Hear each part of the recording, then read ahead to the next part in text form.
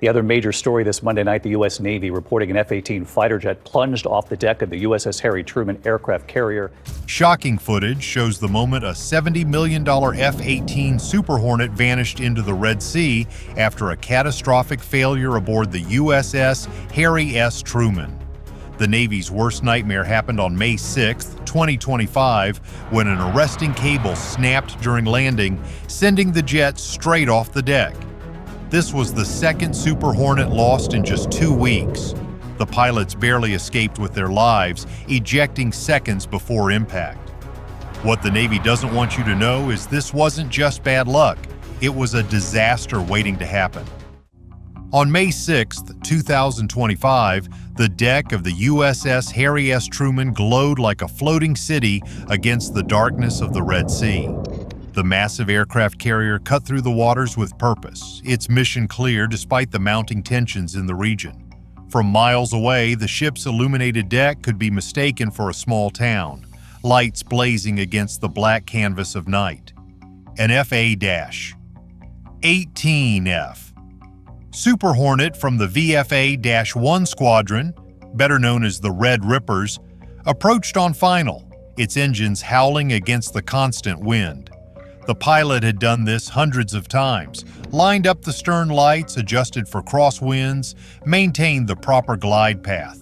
Night landings on a carrier were among aviation's greatest challenges, but to these crews, it was Tuesday. The Super Hornet's tailhook was down as it crossed the ramp, ready to snag one of the 4 steel arresting cables stretched across the deck. The jet slammed down precisely on the center line, a textbook approach. But instead of the violent deceleration that normally follows a successful trap, there came only a sharp crack that cut through the night. The arresting cable had snapped. What followed was a pilot's nightmare in slow motion. With no cable to catch and slow the 30-ton fighter, momentum carried it forward. There was no time for a bolter, the emergency full-throttle maneuver to launch back into the air. The Super Hornet pitched over the edge of the angled flight deck, too slow to climb, too fast to stop. For 2 heart-stopping seconds, the aircraft hung between survival and disaster. Then came the flash of ejection seats firing, the 2 crew members punching out barely 50 feet above the churning sea. The jet disappeared into the darkness below, vanishing with a distant splash that was quickly swallowed by the night. Rescue helicopters were spinning up before the aircraft even hit the water. The carrier's well-rehearsed crash procedures kicked in immediately. Within minutes, both aviators were pulled from the sea, soaked and bruised, but alive. By all measures, they were impossibly lucky. 6 seconds later on the ejection, and they'd have gone down with their $70 million jet. It should have ended there. A frightening mishap with a fortunate outcome, the kind of sea story that becomes part of naval aviation lore. But this wasn't just any mechanical failure, it was the second Super Hornet the Truman had lost in less than 2 weeks. And that's when the question started, because this is what happens when an arresting cable fails on a U.S. Navy aircraft carrier. It's not just a crash, it's a warning. The investigation team didn't need long to identify the point of failure. The arresting cable, officially called a cross-deck pendant, had snapped clean upon impact. When that happens on a carrier steaming at 30 knots with jet blast and sea spray whipping across the deck, you've got mere seconds before a routine recovery becomes a survival situation. The arresting gear system is essentially a massive brake. When an FA-18 lands, its tailhook catches one of 4 steel cables stretched across the flight deck. These cables connect to the below-deck Mk7 Mod 3 arresting gear engine, a complex hydraulic system designed to absorb enormous kinetic energy. It brings a 30-ton aircraft from 150 miles per hour to a complete stop in under 2 seconds. When functioning correctly, it's an engineering marvel. When it fails, chaos erupts. What happened on May 6th was rare but not unprecedented. When the arresting gear malfunctions, be it through cable fracture, improper tension, or hook misalignment, the pilot often lacks sufficient time or energy to go to full throttle and get airborne again. In this case, everything about the landing was textbook perfect. The approach angle, the hook position, the touchdown spot, but the cable itself suffered an internal fracture. Metal fatigue, perhaps. Improper tension settings, maybe. Maintenance oversight, possibly. One flaw, one weak link. And suddenly a $70 million aircraft plunges into the ocean with 2 lives hanging in the balance. What makes the failure especially concerning is that the system is deliberately redundant. 4 separate cables, multiple backup subsystems, every landing methodically briefed, logged, and checked. But like a parachute or an ejection seat, all it takes is one malfunction at precisely the wrong moment. This wasn't pilot error, it was system failure. And it wasn't the first incident. Just 12 days earlier, another Super Hornet had been lost from the Truman, not during landing but while being towed across the hangar bay. A securing mechanism failed and the aircraft rolled right off the deck and into the sea. Same ship, same air wing, 2 aircraft, 12 days apart. That's not bad luck, that's a pattern. Here's the thing about an arresting cable. It's not just a cable, it's a test of every inspection, every sign-off, every maintenance check in a system that cannot afford guesswork. When it breaks, it exposes every weakness in the chain. Carrier operations are brutal on both machines and people. The pace is relentless. Launch, recover, refuel, rearm, repeat. Under normal conditions, that tempo is demanding but sustainable. But add in missile threats from shore, rough seas, night operations, and combat readiness drills, and you start burning through both steel components and human endurance at a dangerous rate. Mistakes happen in that environment.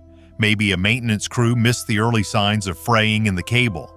Maybe a towing team skipped a checklist step under time pressure. Maybe the operational tempo pushed everyone one step beyond the safety margin. Whatever the specific cause, the problems were clearly stacking up. And the message such failures send to allies, to adversaries, to sailors watching from inside their berthing compartments isn't just about losing jets. It's about losing confidence. Confidence in the systems, in the chain of command, in the margin for error. When that margin disappears, even momentarily, things fail. Literally. That's what happened on May 6th. That's what happened on April 28th. And unless something changes fundamentally, it will happen again. In the weeks before the cable failure, the Truman's air wing had been launching sorties to intercept drones and monitor coastal missile sites. Multiple incoming threats had been tracked, locked, and intercepted. This wasn't a training exercise. These were live combat conditions. Carrier operations under fire are like performing surgery during an earthquake. Every landing becomes a calculated risk.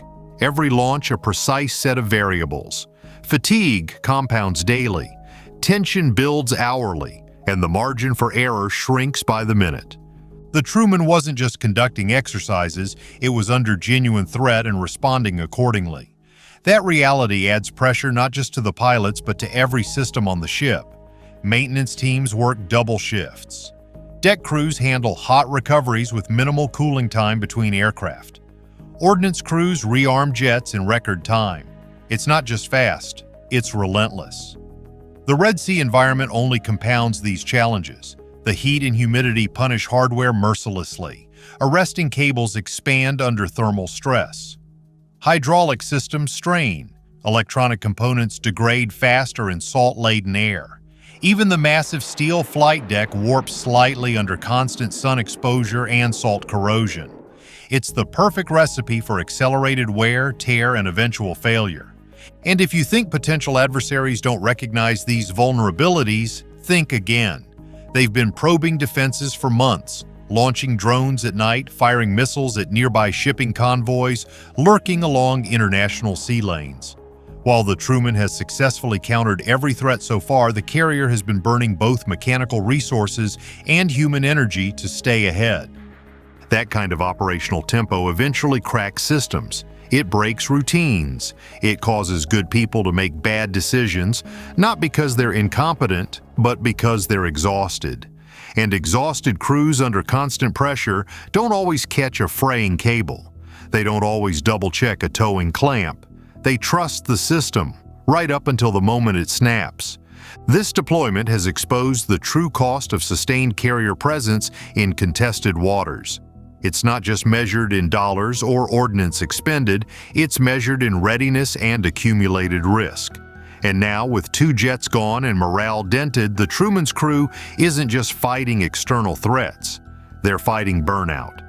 Because when every day feels like combat, even when you're just landing a jet, you don't need an enemy missile to take out a fighter. Sometimes all it takes is one wire. When an FA-18 Super Hornet goes into the ocean, it doesn't simply vanish. It triggers a chain reaction that ripples across the deck, through the Pentagon and into every command center from Djibouti to Norfolk. And when it's the second Hornet lost from the same carrier in less than 2 weeks, that chain reaction evolves into a full-blown investigation. The Navy promptly launched multiple inquiries, one focused specifically on the mechanical failure of the arresting cable. Another reviewed procedural compliance in day-to-day deck operations. A broader operational audit examined the Truman's entire deployment schedule, maintenance records, and safety protocols. The scope wasn't merely technical, it was cultural.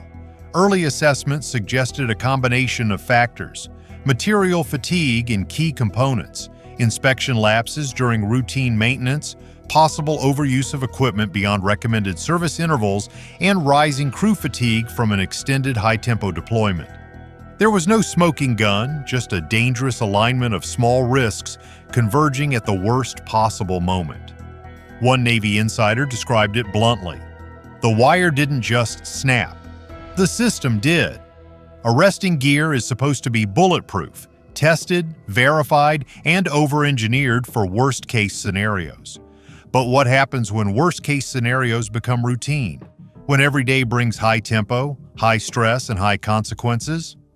That's the question now confronting the Navy's leadership, because this isn't simply about one jet and one cable, it's about credibility. The U.S. Navy has built its reputation on being able to operate anywhere, anytime, under any conditions. That confidence stems from more than just firepower. It comes from trust. Trust in the systems, trust in the training, trust that when a pilot hits the deck, the gear will catch them. But trust doesn't survive 2 jets in the water.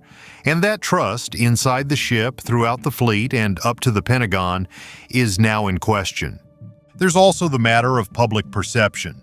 The Truman's deployment has been in the spotlight due to escalating tensions with Iran, Houthi rebel activity, and increased drone and missile threats throughout the Red Sea region.